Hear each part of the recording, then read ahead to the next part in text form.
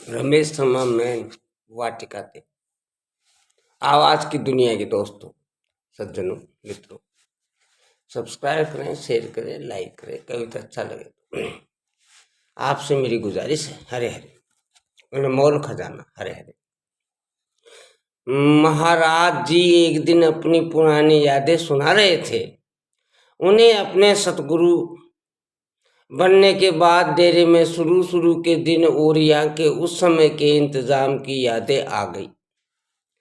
डेरे में शुरू के दिन महाराज जी डेरे में सतगुरु के पद पर अक्टूबर 1951 में आए।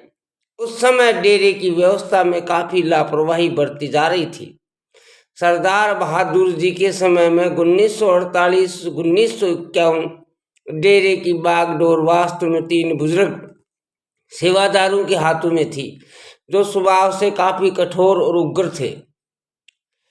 लंगर में किसी तरह का नियंत्रण नहीं था। लंगर के प्रबंध के लिए सेवादारों से अपना हुक्म मनवाना बहुत मुश्किल था। वे केवल नाम मात्र के ही प्रमुख थे।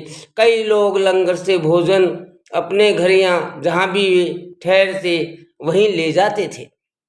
असल में दोनों पड़ोस के गांवों के लगभग आधे निवासियों ने भी यही तरीका अपना रखा था। हर मासिक सत्संग के बाद लंगर के आधे बर्तनों का कोई पता नहीं चलता था।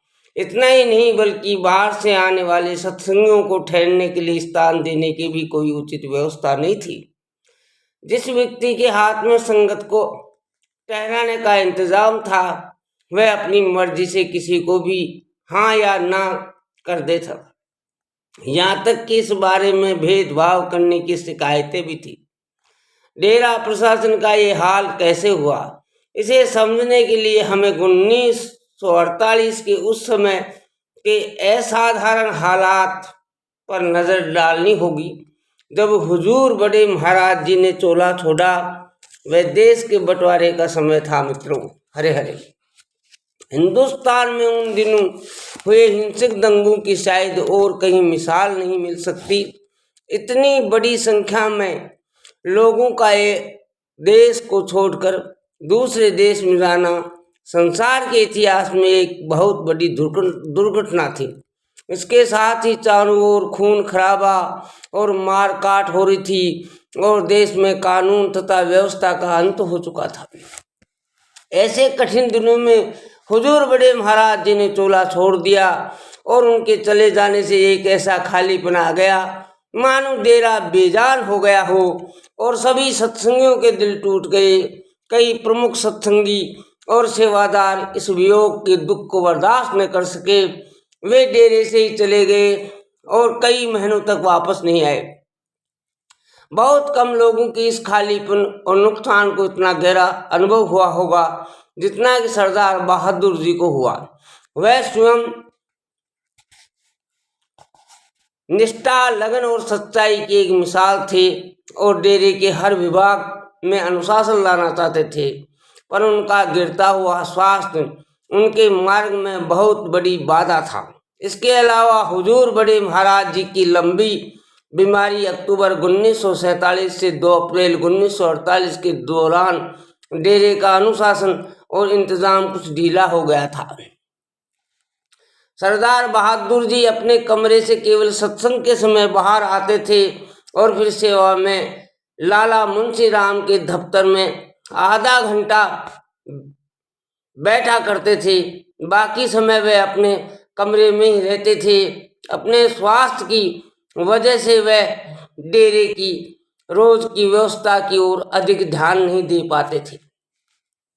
लाला मुंशी राम काम तो करते थे, पर वे बिल्कुल अकेले पड़ गए थे और बहुत विनयी और नरम होने के कारण अपने अधिकार का प्रयोग नहीं कर पाते थे। बहस या विवाद से वे दूर रहना पसंद करते थे। वैसे भी केवल गिने चुने लोग ही उनकी सुनते थे। वह भी लोग अपने मन की करते थे। इसके अलावा उनका बहुत सा समय पाकिस्तान में रह गए सत्संग घरों का कानूनी मुआवजा तय करवाने में चला जाता था। उनको लगभग रोज ही किसी न किसी कचहरी में हाजिरी देनी पड़ती थी। इससे वे काफी व्यस्त रहते थे।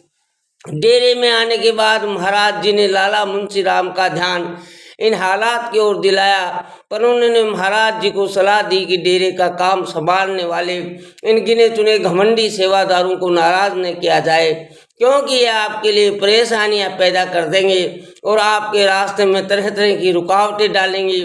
महाराज जी इन खराब हालात को चुपचाप देखते रहे, लेकिन ज़्यादा समय तक नहीं। साल खत्म होते होते उन्होंने सख्त कदम उठाने शुरू कर दिए। सबसे पहले महाराज जी ने एक दिन सत्संग में घोषणा कर दी कि कोई भी लंगर से खाना बाहर नहीं लेकर जाएगा, जो भी खाना चाहे लंगर में बैठकर खाए। शुरू में काफी हो हल्ला मचा, जो स्वाभाविक था, परंतु महाराज जी खुद ही रोज खाने के समय लंगर में जाकर भोजन आदि परोसने का इंतजाम देखने लगे। 6 महीने बाद महाराज जी ने सत्संग में घोषणा की, लंगर में हरिजनों को अलग पंक्तियों में नहीं बैठाया जाएगा, सब लोग एक साथ खाएंगे और हरिजन भी सबके साथ खाना बनाएंगे तथा परोसेंगे। जाति पाति के बंधनों और पुरानी रूढ़ियों के उस जमाने में ये एक बड़ा क्रांतिपूर्ण कदम था। इस परिवर्तन को व्यवहार में लाने के लिए महाराज जी ने डेरे के सभी सेवादारों और साधुओं को अपने घर पर भोजन के लिए आमंत्रित किया। महाराज जी खुद उनके साथ भोजन के लिए जमीन पर एक ही कतार में बैठ गए और हरिजनों को आदेश दिया कि वे खाना परोसें। ये देखकर सब लोग हैरान रह गए, लेकिन उनके लिए खाना खाने के सिवाय और कोई चारा न था। इस तरह उन सब लोगों को जो जाति पाति के बंधनों को मानते थे और लोक लाज से डरते थे, अपने आप ही उन गलत धारणाओं से ऊपर उठना पड़ा। ये था महाराज जी का तरीका एक कठिन समस्या को सुलझाने का। हरे हरे।